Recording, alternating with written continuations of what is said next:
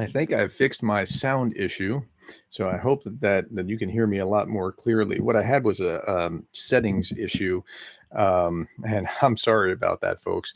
Okay, what I want to do is actually talk about a couple of issues here briefly before we go to Q&A, and that'll allow you to get your questions up and running. So go ahead and start putting questions in there. Um, and there are just a couple of articles that I just thought were absolutely amazing, just fascinating. The first one was this was just yesterday. Johns Hopkins University.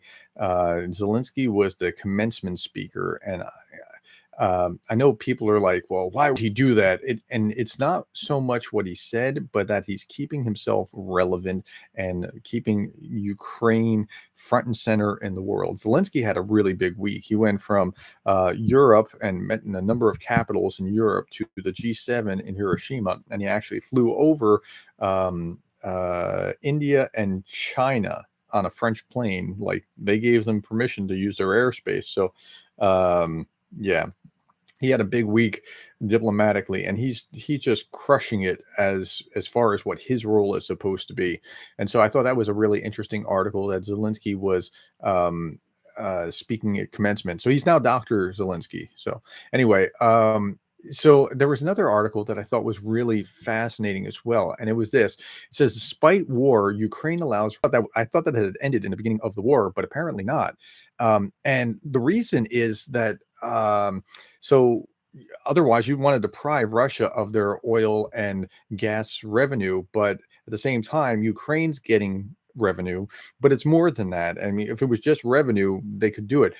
That oil and gas is passing off to European partners who are still dependent on it. So they're still working that out. And tied with that, there's also a upsurge in now funding for alternatives to oil and gas. And so there's green energy funding that has just displaced fossil fuel energy spending for the first time, I believe, and it's largely triggered by this kind of thing. But it's a really weird ethical quandary, taking oil and getting paid. Like the Russians are actually paying them while they're doing that, like not just saying, haha, we're not paying you, we're at war. So it's really strange. Go ahead and put questions into the chat, and we'll talk about whatever questions you have as soon as I talk about these just couple of articles here. And I just recorded a weekly recap, so I'm not going to go over a weekly recap. That'll be a second video for anybody who just wants to see that. It's about 13 minutes long, and I try to keep that week recap. I'm incrementally learning how to what people want, or how they want to have things. They don't want jokes, apparently. Uh, so who knew that that was going to become the thing that it became? But it was a good teaching point, and I stand by my teaching point, or using it as a teaching point, because now let me talk about the joke while I'm at it. So the joke was that Russia, or the U.S. is supplying ammunition to Russia, and they're doing it through a surrogate. Now, it happens to be Ukrainians that are a surrogate, and that looks terrible until you realize the ammunition is spent ammunition that they're sending them. Um, and that was the joke. That was the end of it. And I didn't think anything more of it. And then I looked at the comments about it, and like almost nobody got it at first. And I'm thinking like, wow, that's bad. I don't want people to think that. But it wasn't that just that nobody got it. It was that some people were like, see, I knew that they were like that. They're corrupt. It's population control. They're just trying to kill everyone. Like, no, think through this. I'm so proud of those of you that said cite source, right? Awesome. I mean, that's right. That's exactly what you're supposed to be doing. I'm winning. If you're asking for this, and when you see a troll, ask them to cite their sources, and they almost never do. I went around 3 or 4, maybe 5 times with one guy who wanted to say, "Well, what sources do you trust?" I said, "Well, you tell me what sources you trust first, and then we'll compare notes." And he wouldn't do it, and that's probably because he knew he was in a kind of a trap there. We're like, what do you say? I trust RT, I trust TAS. So there's that. Okay. So I didn't mean for that to become the thing that it became. And I wasn't trying to, by the way, that's not clickbait to talk about hold on, Cheryl. I'm going to try to get it right. Zalushny. Zalushny, like Zsa Gabor, Zalushny. I pronounced it terribly.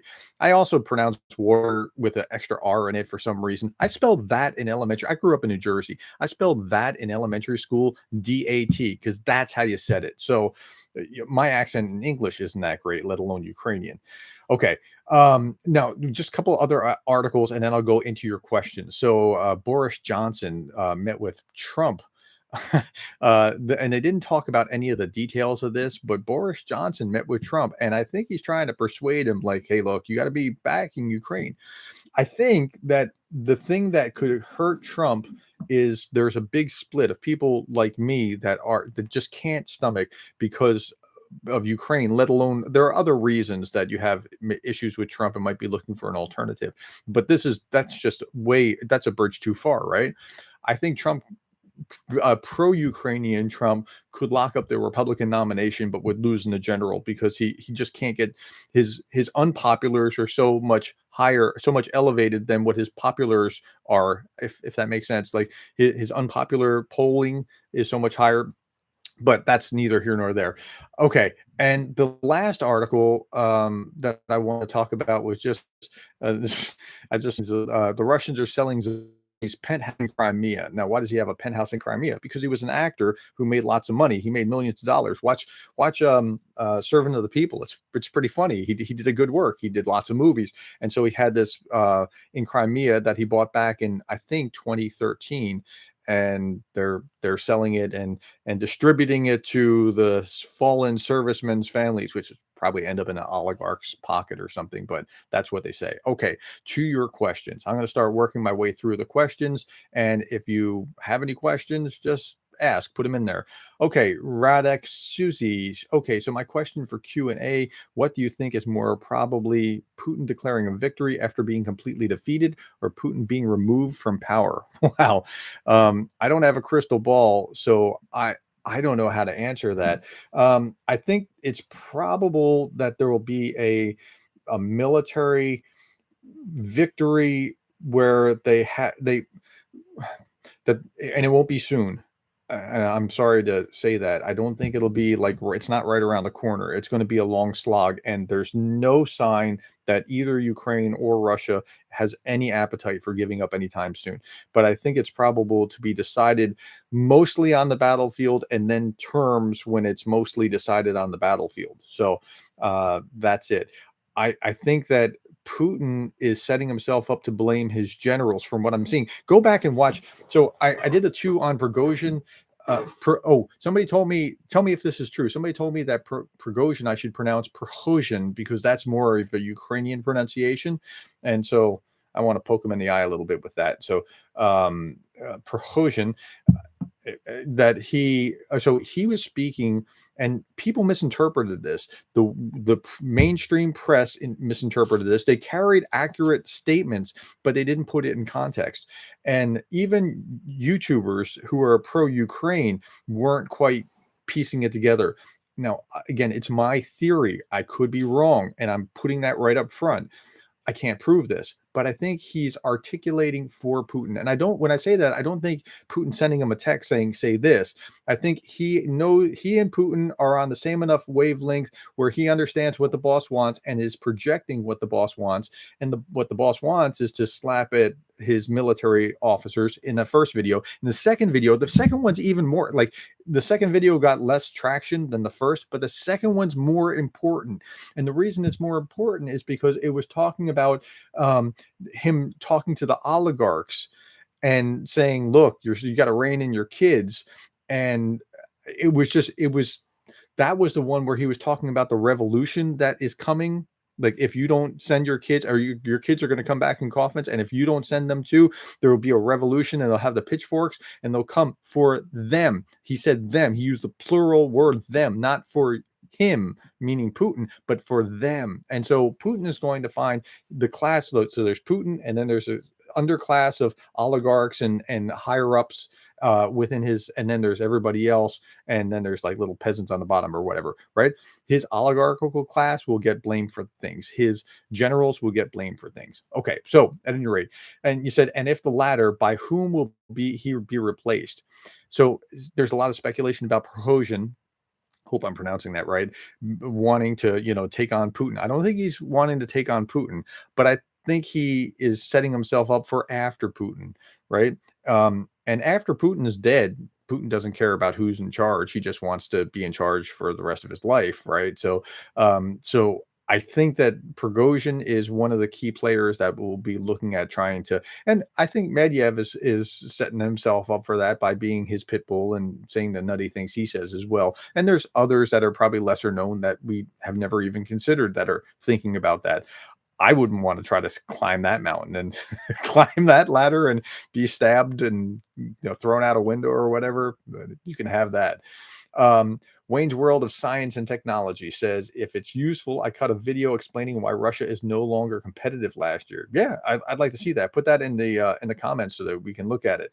Ozzy Bugga said, yes, I feel deceived at D. Oman. That stage incident was the hook that got me into the actor channel. I wish I had discovered the truth about it earlier. I'm not sure what we're talking about. Are we talking about the stage incident with the Jeeps and whatever? Or if that's the case, that's that was some bad staging.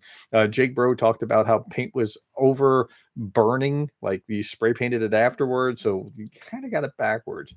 Cheryl Waitley says, Ukraine gave us a good lesson being skeptical of Russian sources as well. Yeah, I mean, it's amazing. Like Russian sources think we're stupid. I mean, they really do. Whether it's the map or whether it is the staging or just what, or claiming victory of, we killed 70, but what I showed you yesterday was that none of the people who raided Belgorod actually were killed, according to the guy in charge of it. And or Zaluzhny, right? Or Zaluzhny's, death is okay. So anyway, Yuri says, what do you personally expect from Ukrainian counteroffensive? What is your analysis, and what's your gut feeling? Wow. I mean, my crystal ball doesn't extend that far. People criticize me regularly on my channel for saying, you're late. I already heard this. Right, because I'm triangulating on the facts. It takes time. When I say something other than a joke, when I say something, I'm trying to make sure it's true. Okay, so I'm not trying to be the first to say the thing. I'm trying to be the most accurate. And projecting into the future like that, I can't really be accurate. I think they'll So my gut tells me that, and I said this in the video about Prigozhin, um, I think what he's trying to do is lower expectations in the same way that a political party will do that when they know they're going to get crushed in the midterm election. They lower expectations. Oh well, we know that they're going to have a good year, and right. I think that's what's going on, which tells me that they think that Ukraine is going to take some significant ground back. I don't know where. I wouldn't project. Even if I did know where, I wouldn't say it. I mean, I wouldn't say it like beforehand and tip the hand.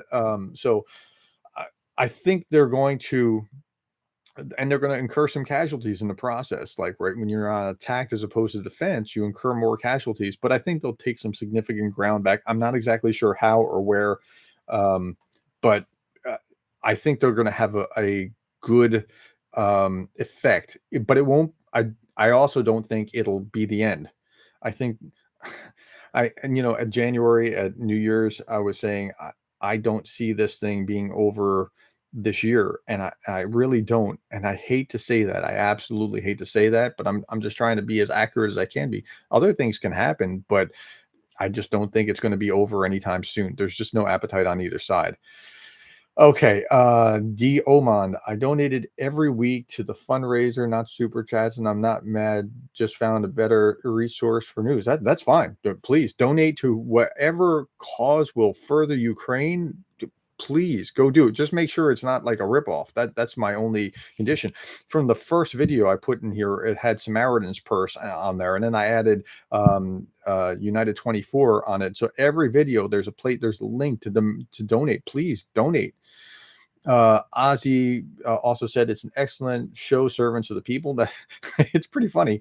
Um, Ozzy also said its cultural deep roots, telling the truth has never been valued at any time in Russian history. Yeah, there's this weird cultural thing about that in Russian society. Oh, by the way, look back behind me, the flag.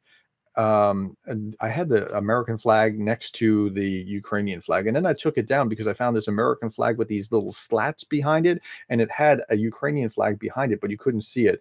And so it was trying to be like metaphorical, like right next to it, there's a trident. The hat has a trident over the globe. It's like a metaphorical kind of thing. Maybe I think about this too much. What do you think about the Ukrainian flag and the U.S. flag as you see there? I'm curious. I'll get to that question or when I get to it, your answers when I get to it. Okay.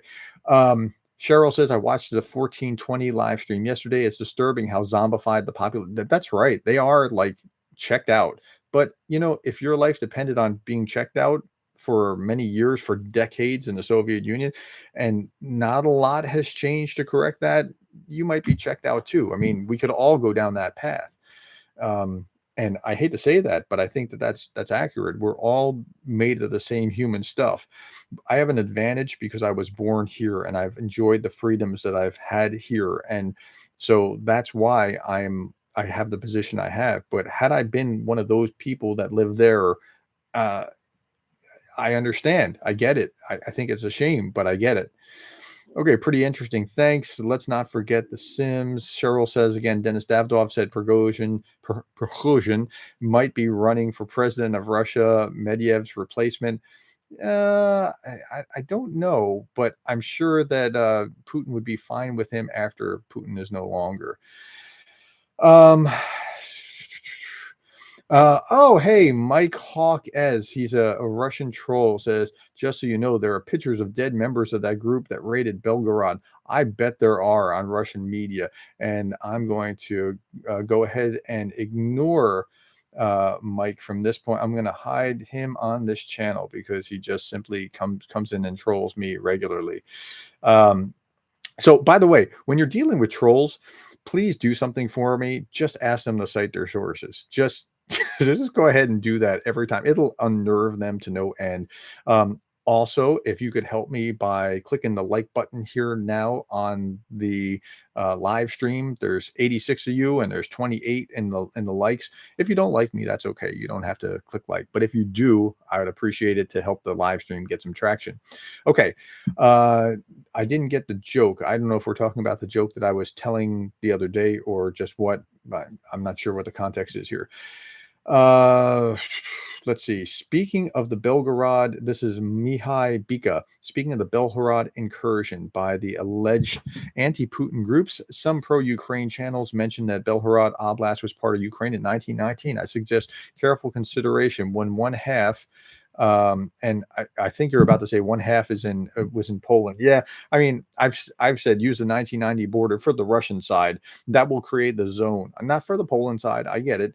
But for the Russian side, you certainly use that, and you'll pick up those oblasts. And I said that in the context of people would say, "Well, give Russia those 4 oblasts and let them be done." No, why should Russia get the? I mean, by what logic should you like? So you've been mugged. Oh, just give the mugger your wallet and be done with. No, he should go to jail, right? So okay. Yuri said, "Oh, I had a weird dream last week. You arrived in my city. I found out about it and invited you to our office and introduced you to my friends, and we hung out for a while." Well, that would be fun. I'd love to see Ukraine. I mean, I feel like I know the geography of Ukraine or much of Ukraine better than I know my own state in the United States. That's kind of a weird thing. I've spent a lot of time on this. Yeah, that's pretty cool. Elmer says after DeSantis and Trump declared the candidacies for the presidential election next year. By the way, Tim Scott declared. Now he's more of a dark horse, and I'm not making a racial kind of incident. He's kind of comment here. Tim Scott is a U.S. senator from South Carolina. He declared at my university on what was it, Tuesday. Nobody watched that video. He declared at Charleston Southern University. That's where I teach. He's a native of North Charleston, and so he declared here. And he's all in for Ukraine. So Nikki Haley is also all in. She's declared. She's the former governor of South Carolina. Um, yeah, I'm not sure about DeSantis. DeSantis is not where Trump is, but he's not where I'd like him to be. So just for whatever that's worth, I mean, he declared as well, but better than Trump, but not where I'd like him to be. Okay, this is a reliable source of information. I don't know what we're talking about, but I think we're talking about what we're talking about here. And so thank you. Cheryl says United 24 and Razom for Ukraine are always good. Yeah. Nokti Silva says, well, will other countries make use of the weak state of the Russian army, like Japan taking back their islands, China taking back Upper Mongolia, Moldova taking back Transnistria? I don't think so. And I don't think they're going to engage in military actions. But China's already taking advantage of this. So they had a conference with the what do you call it? The stands, the Central Asian countries like Afghanistan and Tajikistan and all the other stands in that neighborhood, that it was like China hosting them, and Russia was not part of that. And that's a really interesting thing to watch. China is growing in stature as Russia diminishes. China is growing in stature in equal and opposite ways in the neighborhood, and that's not necessarily a good thing. But Russia did it to themselves. Okay. Stephen Cole said, "Good job on saying Prigozhin and Belgorod like a Ukrainian." And so good. I'm getting it right. Okay. Ask more questions, folks. I'm running low on the questions here. So whatever you have, I'm happy to talk about. And yeah, so we'll go from there. Consequences of Zaporizhzhia nuclear power plant meltdown. Yeah, that I'm more concerned about the security of Zaporizhzhia nuclear power plant than I am that Russia will actually deploy a nuclear weapon. Russia knows that if it deploys a nuclear weapon, it was Russia. The whole world will know Russia did it. Russia, I think, believes that they can do what they did with Belgorod with we killed 70 when. Where's the evidence? Look at the trucks. Look at the U.S. made trucks that we found here and took pictures of. I think they can get away with doing something like that with the nuclear power plant and letting there be a big nuclear disaster. And I think they're spiteful enough to do something like that. And I think that that's very, very scary. So that is, will there be consequences? It'll be harder to prove. But the international community won't like that, and will penalize Russia for that, and won't let them play in the international community sandbox again for the most part. At least the West won't. So there'll be consequences, but that could be a big disaster in the process. Okay, Richard Key said, "Did I see the Robert Gates interview last Sunday? His views on Prigozhin are similar to mine." No, I didn't see that. But now I want to find that interview. Where did you see that? Like, was it CNN or what was it? So yeah, I think Prigozhin is articulating Putin's views. And I'm not saying that he's getting a text from Putin saying, say this, say that, but he knows the boss long enough. He's worked with him long enough. He's on the same wavelength, and he's Putin's mouthpiece to slap at him. And again, so I teach leadership. I study leaders, right? This is what I do professionally. I have a fascination with cults. I have a fascination with dictators and stuff like that. Like my wife tells me, like, "Oh, cults again." I'm watching a documentary about it, or dictators. These people don't think like normal leaders. So a normal leader would want to build you up. I actually, there's this great meme of Darth Vader holding up the guy in Star Wars and says, "Great leaders don't put people down; they hold them up." Right? I mean, but that's the kind of what the way that they approach their people, and when they approach their people that way, what they do is they often play off one follower or one subordinate off another in order to compete for the leader's affection or the leader's sun to shine on them. And I think that that's what's happening. I could be wrong. It's just a theory, but I've seen this kind of thing uh, before. So, okay. Um, Mahai Bika says previous owned Romanian territories, talking about Belgorod as an old Ukrainian territory is dangerous and creates other possibilities. Yeah, we're only talking. I don't think anybody's talking about it on the other side, except for on the Russian side, to just because it also allows Ukraine to say we have an historical claim too. It's not as strong. I get it, but if you want to play that game, fairsy, I get it. Um, Nobody would be saying Romanian, take Romanian territory, take Polish territory. No, nobody's saying that. It's just kind of poking at the Russians for what they've said ludicrously. What's your opinion on, Robert says, what's your opinion on Russian playing musical chairs with their higher military leadership changes?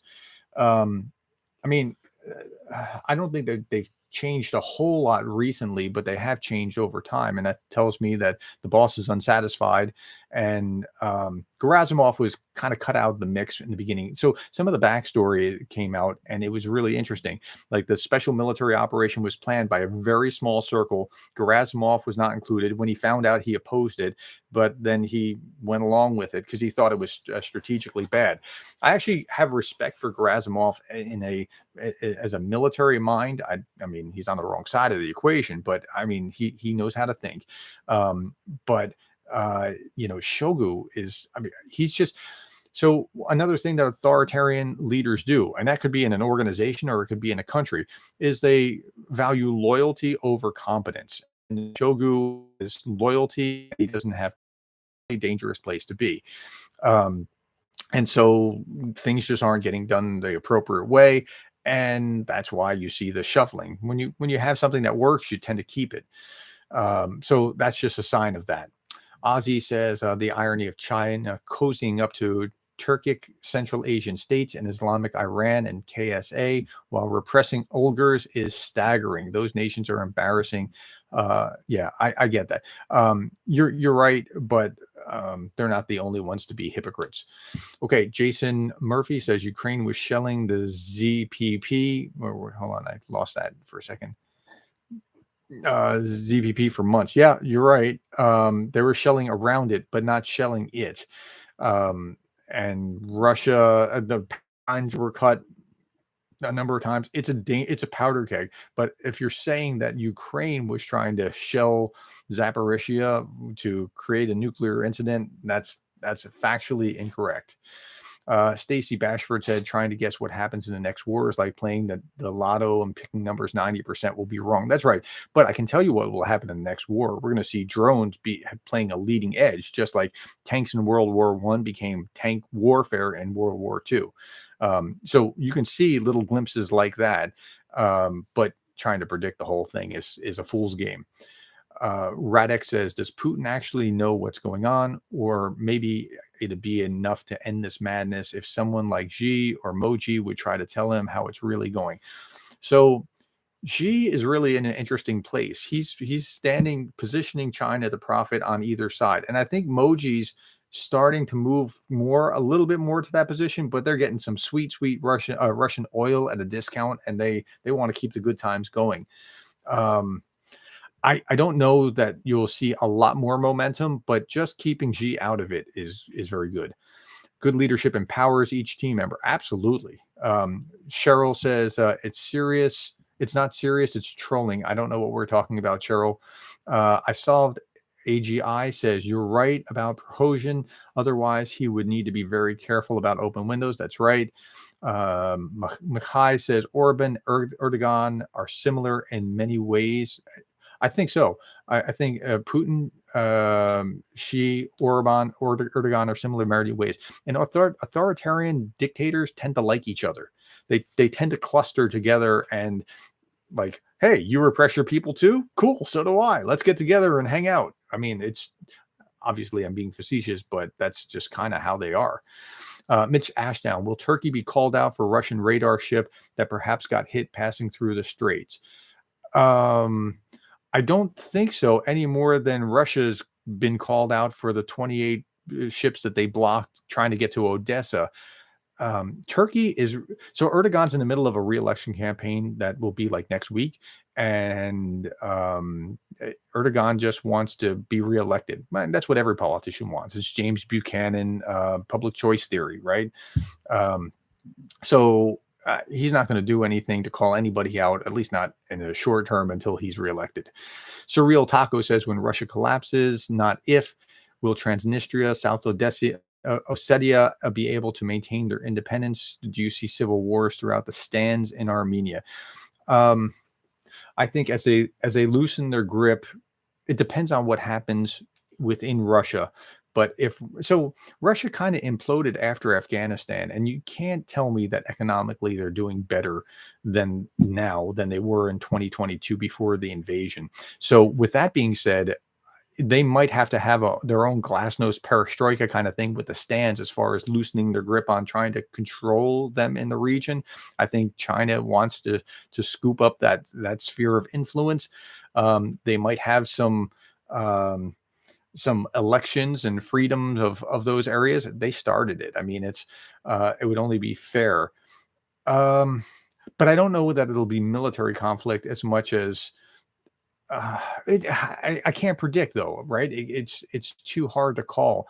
If Russia really implodes significantly, international bodies could be like, look, if you want to go, you can go. I mean, this is that freedom you're supposed to have. We'll have internationally monitored whatever. Um, but but that's again, that's an assumption based on an assumption based on an assumption based on an assumption to get there, and I can't predict that. Okay. Or is it user? Wow. User 1541. Why didn't Wagner withdraw after having said they would? They were in process of it. Doesn't their prisoner culture demand that the man keep his word? Will the rank and file lose respect for the leader? They are starting to withdraw. CIA contact says, where is Russian Air Force? My only worry about Russia is that they're not degraded enough. No, they're trying to keep it a distance because you saw like um, the 2 airplanes and 2 helicopters last week get shot down. So they know that they have to launch. It's pretty fascinating to me that they know that they have to launch their missiles from inside Russia, way back there, in order to strike at Ukraine with the missiles, and they're not coming in close. So they're not foolish, but I don't know that they have the mojo that they thought that they had. Moxie said today, I heard that China really likes Ukraine grain and must verify, but it looks like 25 of this grain percent goes to China. That's news to me. I don't know that. It's May if you will proceed in its own time. Cheryl Waitley, she's talking to someone else. Elmer says, don't think that Russia will use nukes. Makes little sense from a military point of view. Calculations from the Cold War show that 80 warheads with a few KT each would be necessary for 100 kilometers of front. Okay, well, I don't think they're going to use nukes either. Anna says, I recently discovered your channel, a really refreshing contribution to the support for Ukraine. I'm watching all of Starsky, Ukraine Matters, Mercado Media, Jake Bro content, and now mine as well. They're all great sources. We just are kind of in different lanes, all trying to support Ukraine. And so I'm all in. I mean, people will be like, well, you're not neutral, professor. I don't claim to be neutral. I claim to have studied this. And it's like trying to be neutral between the attacking mugger on the street and the innocent victim. I'm not neutral. The victim's the victim. You're wrong, attacker. You're okay, victim, and you should be protected. So I don't claim neutrality. I mean, and I don't look like the professor from Gilligan's Island. I don't care what you all say. Cheryl Waitley, we can live in hope. Anthony O'Mulligan, we need to keep ramping up sanctions and stopping that's right. You need to stop the loopholes. That's correct. Medimond says, dear professor, what do I think about freedom of speech regarding Ron DeSantis and his latest actions in his state? I'm not sure exactly what you're talking about with that. So I would have to have clarification. What's your opinion on a certain Russian expat maintaining that Gorbachev was a good leader or even a better leader than Putin or Yeltsin? Actually, Gorbachev gave Russia or the Soviet Union the softest landing possible. He was actually quite a good leader, and he's on the right side of history, and he is kind of like what's his name, Mandela's counterpart in South Africa, that gently, instead of crashing the system, let it gently land. So I think, I know that they hate Gorbachev in Russia and blame him for stuff, but it wasn't him. It was a system that was imploding under its own weight. Ozzy says, I never thought we would see Western jets going to Ukraine. I've given up trying to read the entrails of what will happen in this war. I'm sure Ukraine will win, though, and in time. Yeah, so they keep crossing these lines. Putin has deterred very well for more than a year, saying, don't cross this line, don't cross this line, don't cross it. Jake did a great job on that. And I've been saying for more than a year, Putin has deterred us. And but we keep crossing that line incrementally, and the Putin keeps crying wolf, but okay.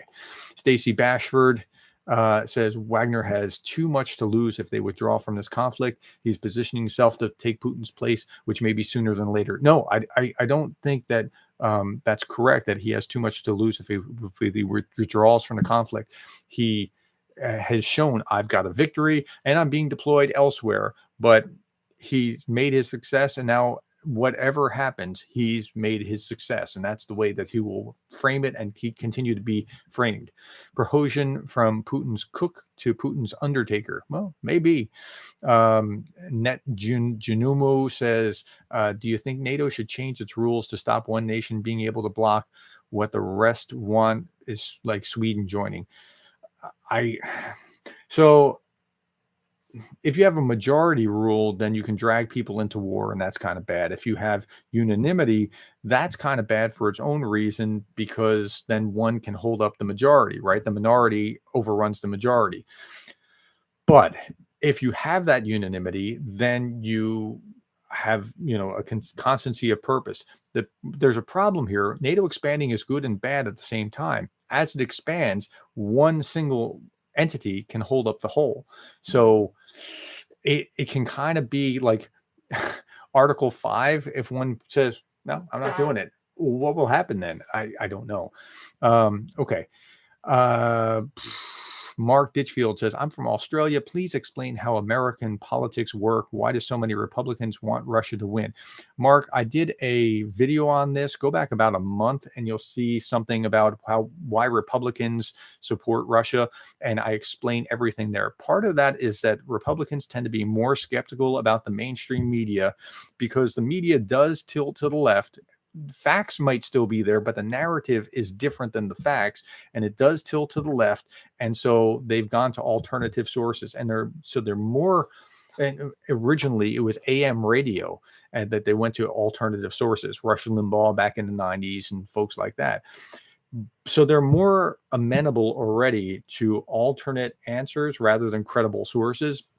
And I'm kind of an odd duck in that, because my training teaches me, like, I need credible sources. Now I filter out the liberal bias and just look for the facts in it. And I understand that that's what I'm doing, but they have, and you can only have the media tell you you're this when you know that you're not like that so long before you kind of go, really?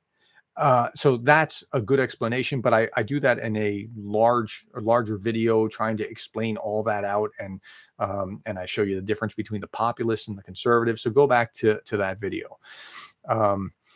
Irwin says, Belgian professor warns that Putin will still use tactical nukes if he's cornered. I don't think so. I don't think he can. Look, Russia is predicated on, we're a superpower. No, you're an ex-superpower, and we have nuclear weapons. But the U.S. couldn't use nuclear weapons in Afghanistan. That doesn't mean that they're weak. They just have to have a strong conventional force too. So that's part of what's going on there. Okay. Medimond, Financial Times, Florida governor accused of violating entertainment company Disney's constitutional rights. He didn't violate their constitutional rights. They had a sweet deal with the state to have their own special district, which the state legislature could take away at any time, and they did when they got into a dust up. That's what happened. Okay, Mackay says Minsk Accords. What about the Budapest Agreement? That's right. That's exactly what I point out. Well, you're not fulfilling Minsk. Well, you violated Budapest Memorandum, where you gave away your nukes, and Russia was supposed to defend your borders, and you're the violator. So anybody that raises Minsk is not being honest or fair. What's the difference between the war in Iraq and the events in Ukraine? All can be explained by the moral equivalence fallacy and American exceptionalism. I'm not understanding where you're going with that, but I think what you're trying to say is that, see, Russia should have the right to invade Ukraine, and if so, you're nuts. Okay, Stephen Sipe says the Ukrainians will not stop advancing when they clear their territory in south of the Donetsk River. Tagarnog. My pronunciation's terrible. I'm sorry. And maybe Rostov are south of the defensible Donetsk River. This will ease Kherson and Crimea. Stephen grew up in my hometown as well. And we say, I talked earlier about how I spelled that in elementary school, D-A-T, because that's how you said it. Stephen, tell me I'm not wrong here. So, I mean, somebody, you understand what it's like growing up in my hometown. Greg said, whatever happened to the amphibious landings and paratroop drops? Don't know. Moxie said, people hit that like button. Thank you very much, Moxie. I appreciate that. Mackay says that this Russian name person is a troll. Clearly they are. Okay. So we've gone 40 minutes with your questions. If you have a few more, we'll answer them. I'm happy to do it, but let's try to wrap up the questions, and we'll be done with that. Okay. So just 3 or 4 more, and we'll go from there. Okay. So Ozzy says, oh, well, he's talking to @Greg Telly. CIA contact said, that's fine. That's right. That's how you said it. And then they mark me wrong. You mispronounce it. And then I write it how you mispronounced it, my kindergarten and elementary school, first grade teachers. And then you mark me wrong. Isn't that a scam? Daffy says Russia cannot change unless a different approach to children's training. That's right. They are training them to hate Ukrainians and hate those Nazis. Where are the Nazis? I'm a life member of the Outward Bound Association, and a profound effect. I'm not sure where you're going with that. Hungary to exit the EU? I don't think so. Deliberately decide to ignore. Oh, the troll saying I deliberately decided to ignore the question and descend into insulta. It's insults with an S, but that's okay. Okay. Any other questions? I'm happy to answer in the next 2 minutes, and then we'll be done. John Sullivan said, just discovered your chances. Curious, what are your thoughts on NAFO? Love NAFO. They've done excellent work, particularly on Twitter. By the way, folks, go back to where the video where we're talking about Twitter, and I'm trying to get a spreadsheet about Twitter. Let me look at it up on here. And what I want you to do is help me crowdsource, just like we did before, crowdsourced videos or crowdsourced YouTube channels. We're trying to crowdsource Twitter channels, but I don't have the expertise there on the Twitter channels. So I really do need your help for that. It was a video. Let's see. Let me go back to where that was. Gaslighting. Well, it was a little while back. Man, where is it? TWITTER. Okay, it's called crowdsourcing. It's 1 month ago. It said help crowdsource pro-Ukraine Twitter feeds. And if you could go to that video, if you know of Twitter feeds, if you can go to that video and then tell me who you watch on Twitter, and then so we can actually get this ball rolling so people can have that. And a lot of my viewers said, sorry, I don't have it. I don't watch anybody on Twitter. I don't say, yeah, because you spend your time on YouTube. I get that. My crowd is mostly male and much older. Like you watch it in YouTube and it's like young to old, like on the older side of the spectrum. Like once you hit 50, you're getting to there. And once you hit 60, you're getting to there and beyond. Right. That just seems to be who I attract to my channel. Just discovered your channel. Okay. What's Elon Musk's game? I don't think anybody knows what Elon Musk's game is. Sorry, just joined from the UK. What do I think of Zelensky snubbing Brazil President Lula at the G7? Uh, I don't really know much about it. I know he was spending his time really trying to talk up India. Brazil's not going to be in his corner anyway. It's Brazil wants to be. I think Lula admires Putin and wants to be more like him. Johnny Pierce has a good collection of Twitter sources. Johnny's a good guy. Watch him. We did a collaboration early on. Hello from NAFO. Okay. I'm a big fan of NAFO. Call me Dave. I ran out of space before my youth had a huge effect by working with teams. I love your session. Okay, great. Johnny John says, Professor, why not put the links in each video and keep pushing the need to build the list of YouTube, Twitter? P.S. I lie about age on YouTube. They think I'm 98. That's pretty funny. Yeah, maybe I should put that Twitter feed and mention that more often, that we can build that up. I've had other projects going and haven't been able to attend to it. I look up that video and I'll be diving into your channel today. Some great content from what I've seen so far. Thank you for that. Who will watch for a valid Republican view on the world? Me. Who to watch for a valid Republican view? Me. Now, if you want a valid Republican view, like a consistent Republican who is also supporting Ukraine, Sebastian Gorka is in that kind of camp. I think Dennis Prager is in that kind of camp. Mark Levine is in that camp. So if you're looking for, and if you're a conservative, you know who those people are. Lula was trying to push for a pro-Russia negotiation. Yeah, of course. That's probably why he got snubbed. Iraq invaded. Oh, here's the same guy here. Moxie says, hey, I'm 50, but I feel like 26. Yeah, I look in the mirror sometimes. I'm like, whoa, what happened? CIA contact says you're only as old as the girl. Okay, so I'm going to leave that one alone. Mike Pence is in that camp. Yes, Mike Pence is in that camp. Tim Scott is in that camp. Nikki Haley's in that camp. Chris Christie's in that camp. There are more Republicans in the presidential mix that are pro-Ukraine than not, but Trump kind of sucks all the air out of the room. Curious Emu says, hi, Professor. Thanks for all your work on this channel. Good day from Australia. Good day. As long as Mackay says, as long as we're staying center and keep Trumpism out, I'll keep watching. So I mention Trump periodically, but I mention him in order to explain what he is doing or what's happening in regard to Ukraine. I'm not promoting him or doing anything like that, but if he's relevant, I'll mention him. Another Aussie here. Okay, so that seems to be pretty much all the questions today. And we're at about 7 minutes. So, hey, thanks for your time and thanks for the questions. I really do appreciate it. Thank you for caring about Ukraine. And if you have other questions, keep them coming in comments. And I've read.